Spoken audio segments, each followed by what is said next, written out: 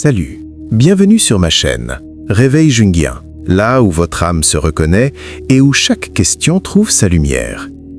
Si l'intimité suffisait à retenir un homme, personne ne serait jamais abandonné. Pourtant, tout ne se joue pas pendant, mais juste après. Dans ce court instant de silence où les défenses tombent, il ne réfléchit pas, il ressent. Et c'est là qu'il décide inconsciemment si ce lien mérite de durer. Aujourd'hui, nous allons explorer ce moment précis. Nous allons découvrir 5 étapes subtiles pour traverser la phase qui suit l'intimité, là où commence véritablement l'attachement émotionnel. Car ce que nous étudions ici n'est pas un simple conseil relationnel, c'est un voyage au plus profond de l'inconscient de l'amour. Si vous sentez que quelque chose dans ces paroles résonne doucement en vous, restez avec Réveil Jungien. Abonnez-vous à la chaîne pour continuer d'explorer ces profondeurs que nous n'osons pas toujours regarder en face. Et maintenant, respirez profondément. Nous commençons par la première leçon. Que se passe-t-il réellement dans la psyché d'un homme juste après l'intimité? Comprendre la fenêtre de lien. Carl Jung soulignait que chacun de nous vit avec une persona, ce masque social façonné pour être accepté et admiré. Chez l'homme, il est souvent construit autour de la force, de la logique et du contrôle. Mais derrière ce masque se cache l'ombre, le lieu des peurs, des vulnérabilités et du désir profond d'être reconnu dans sa vérité. Lorsque l'intimité se produit, une réaction chimique intense s'enclenche. L'ocytocine et la dopamine relâchent le système nerveux, assouplissant les défenses de l'ego. Pendant un instant bref, l'homme entre dans ce que Jung nommait un abaissement du niveau de conscience, la fenêtre de lien. Ce n'est pas seulement un phénomène biologique, mais un espace psychique où les barrières rationnelles tombent, révélant une nudité intérieure. Là, il ne peut plus jouer de rôle, il est simplement un être en quête de résonance. Dans cet état, son système nerveux pose une question silencieuse. Est-ce sûr ici ? Puis-je être sans armure et rester aimé? Si cet espace est teinté de jugement ou de pression, l'ombre se referme et se retire. Mais si une acceptation réelle est ressentie, une graine profonde se plante, celle d'une loyauté qui dépasse le désir et appelle le retour. Pourtant, au moment où cette porte s'ouvre, notre premier instinct est souvent la peur du vide, menant à une erreur commune que peu de gens réalisent. Ne vous précipitez pas dans le mode performance. L'une des erreurs les plus courantes est la peur du silence. Lorsque l'intimité s'achève et que le calme s'installe, une anxiété peut surgir chez la femme. La crainte que la connexion se dissolve si rien n'est dit. Cette peur vient de l'enfant intérieur, en quête de validation immédiate pour apaiser son insécurité. Mais en cherchant à remplir ce vide, elle rompt la qualité sacrée de la présence et transforme un moment d'union en un moment d'évaluation.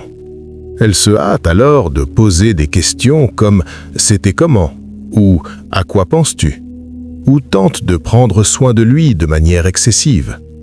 Dans la psychologie jungienne, cela ramène l'homme de l'état de ressenti à l'état de pensée.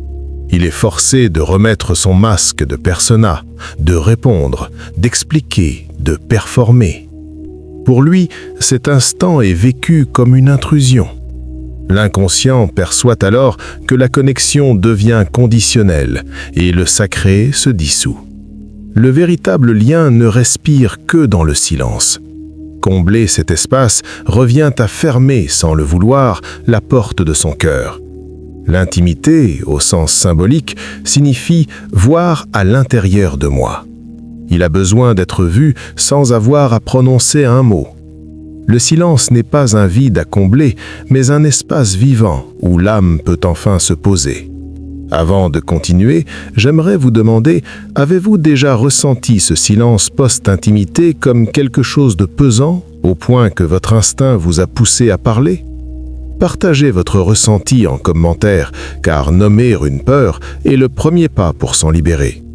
Une fois que l'on a appris à se taire pour protéger cet espace, l'étape suivante consiste à utiliser votre énergie pour nourrir son âme. L'ancrer par l'admiration silencieuse. Après l'intimité, L'homme traverse souvent un état de vulnérabilité discrète. Malgré une apparence satisfaite ou forte, il a un besoin instinctif de validation. Non pas une validation de ses compétences techniques, mais une validation de sa masculinité essentielle. Dans la psyché masculine, l'acte de donner et de s'unir est intimement lié à son sens de but. S'il ne reçoit aucun signal d'appréciation, il peut ressentir un vide existentiel et une peur sourde d'avoir échoué à être assez. L'admiration ici n'est pas une flatterie vide ou excessive. Dans la psychologie de Jung, l'homme cherche toujours un reflet chez la femme, celle qui joue le rôle de l'anima, la part féminine de son âme. Si vous lui renvoyez l'image d'un homme de valeur, viril et respecté, il associera ce sentiment de confiance à votre présence. Cette admiration agit comme un miroir sacré.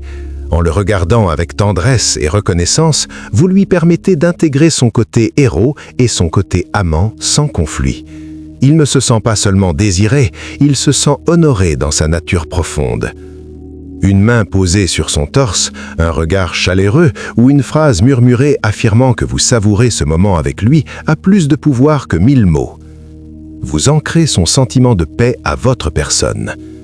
Lorsqu'il partira, ce qu'il retiendra n'est pas seulement l'acte en lui-même, mais le sentiment d'être un homme véritable à vos côtés.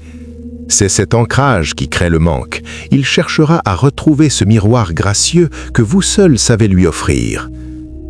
Toutefois, cette admiration doit reposer sur une posture intérieure solide, afin qu'elle ne devienne pas une mendicité affective. Présence douce, plutôt qu'attachement anxieux. Il existe une frontière extrêmement ténue entre la présence et l'attachement anxieux. La présence est une force tranquille, un espace contenant où il se sent embrassé, mais libre. L'attachement anxieux est une énergie de peur, où il se sent obligé de porter la responsabilité de vos émotions. Pour un homme, l'attachement anxieux est perçu comme une cage invisible. Il sent que votre amour est une corde qui cherche à le retenir, plutôt qu'un océan qui l'invite à nager. Cela réveille son besoin archétypal d'indépendance et le pousse inévitablement à la fuite. Jung disait que l'amour est le processus de rencontre de deux ombres. Si vous vous accrochez, c'est parce que vous laissez parler l'enfant blessé en vous, avide de l'assurance qu'il ne sera pas abandonné. Mais l'énergie de la peur repousse l'homme. La présence douce, en revanche, est une invitation sans exigence. C'est le pouvoir de la Mère divine qui accepte ce qui est, sans chercher à posséder. Vous devenez un sanctuaire et non une prison. L'homme, ne se sentant pas poursuivi, cesse de fuir et commence de lui-même à s'approcher davantage. L'énergie féminine mature sait se tenir dans son propre silence. Vous êtes là, douce mais stable. Vous ne courez pas après lui pour parler d'avenir, vous savourez le présent. Cette autonomie crée une attraction magnétique. Elle lui montre que vous l'aimez, mais que vous n'avez pas besoin de lui pour vous sentir entière. Cette liberté est précisément ce qui lui donne envie de se donner volontairement. Rien n'est plus attirant pour le masculin qu'un féminin qui s'appartient totalement tout en restant ouvert à l'autre. Une fois que cette liberté et cette sécurité sont établies, son esprit gravera automatiquement votre image dans un lieu spécial de son inconscient. Créer l'empreinte émotionnelle. La dernière étape, la plus cruciale, est de comprendre l'empreinte émotionnelle. Le corps et l'inconscient de l'homme enregistrent le goût des derniers instants. Si la sensation qui reste est celle du soulagement, de la sécurité et de la paix, il vous considérera inconsciemment comme son foyer. Notre mémoire émotionnelle est bien plus tenace que notre mémoire logique. L'homme oubliera vos paroles, mais il n'oubliera jamais la vibration de votre énergie au moment où son système nerveux cherchait un port d'attache.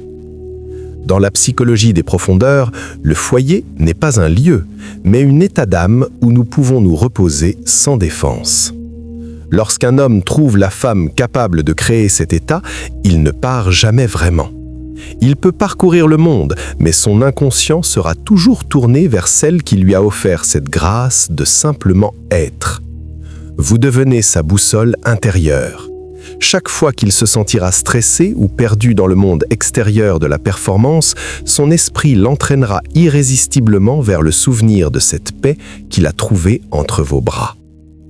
Faites de ces instants post-intimité un rituel sacré de présence.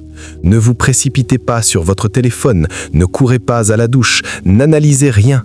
Laissez vos deux respirations s'unir dans le silence. C'est à ce moment que l'alchimie chimique se transforme en lien d'âme. Ce n'est plus seulement de la biologie, c'est de la transcendance. Vous créez un pont entre le terrestre et le divin, un pont qu'il ne pourra plus jamais ignorer. Nous avons parcouru ensemble ces 5 étapes pour ouvrir les secrets de la fenêtre de lien, ce lieu où le temps s'arrête et où la réalité devient plus fragile que jamais. Mais souvenez-vous, ce que nous venons d'aborder n'est pas seulement de la psychologie, c'est un rituel spirituel entre deux entités qui aspirent à se trouver l'une l'autre dans l'obscurité de la condition humaine. Ce voyage nous apprend que l'amour n'est pas quelque chose que l'on fait, c'est quelque chose que l'on laisse advenir en préparant le terrain de notre propre âme. Lorsque vous détenez la clé de cet instant, vous n'êtes plus quelqu'un qui cherche à conquérir ou à retenir. Vous devenez une entité consciente, un guide qui mène l'amour hors des cycles de l'ego pour toucher à l'unité sacrée. Vous incarnez cette sagesse silencieuse qui sait que le pouvoir le plus grand réside dans la douceur et que la présence est la forme la plus haute de la magie. Si ce voyage a éclairé des recoins sombres en vous, je vous invite à vous abonner à ma chaîne Réveil Jungien. Votre présence est la lumière qui me permet de continuer à explorer les mystères de l'inconscient. Ensemble, nous levons le voile sur les mécanismes de l'âme pour vivre des relations plus vraies, plus profondes. Ne partez pas tout de suite. Gardez ce silence encore un peu. Que veut vous dire votre inconscient après avoir entendu ces mots? Écrivez-le ci-dessous, comme un monologue avec votre propre âme. Laissez vos mots être le prolongement de cette révélation. Au plaisir de vous retrouver là où l'ombre rencontre la lumière, là où l'amour n'est plus une peur, mais une libération.